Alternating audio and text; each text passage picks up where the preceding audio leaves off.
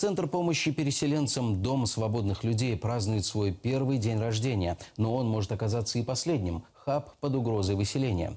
В конце месяца истекает срок аренды помещения. Иностранные спонсоры оплатили год аренды, больше финансировать не будут.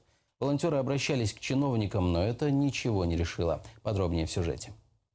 В этом двухэтажном здании под одной крышей работают 4 организации – Крым-СОС, Восток-СОС, Центр занятости свободных людей и Новый Донбасс. Здесь переселенцы могут получить комплексную помощь от юридической до гуманитарной. Он может пойти и получить работу, себе работу, он может получить консультацию психолога, прийти, поучаствовать в каком-то мероприятии и так далее. И что важно, что в одной коалиции находятся две, к примеру, организации, у которых есть фокус либо на Востоке, либо на Крыме. За год было предоставлено более 32 тысяч консультаций, было проведено 900 мероприятий на базе Дома свободных людей, было более 15 тысяч людей, которые пришли в дом и получили непосредственно помощь. Отпраздновать первый день рождения Хаба собрались все, кому здесь помогли. Не было только приглашенных чиновников. Ольга Билык – переселенка из Луганска, по паспорту россиянка, но с 95-го года живет в Украине. Эту страну я так люблю, как вот можно любить всей душой. Как будто я здесь родилась, и как будто много поколений моих родились именно на Украине.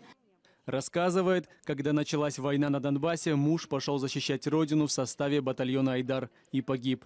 Ольга вместе с 14-летней дочерью оставаться там уже не могла. Я работаю, у меня есть руки, ноги, я могу заработать на еду, на какую-то одежду. Могу все. Квартиру содержать очень тяжело. Очень тяжело. Если бы не помощь людей, то я бы не знала, что делать.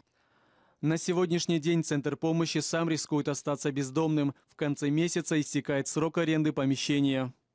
Мы сейчас находимся несколько в таком подвешенном состоянии, наверное, точно так же, как и сами переселенцы.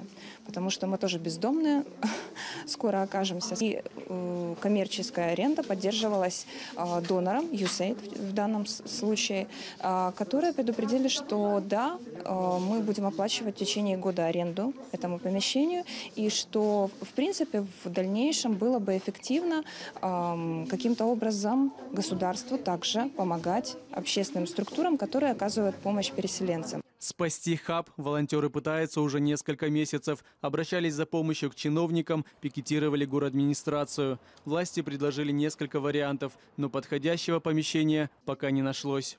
Исмаил Газиев, Эльдар Исматов, Эльдар Тарахташ, Заман, АТР.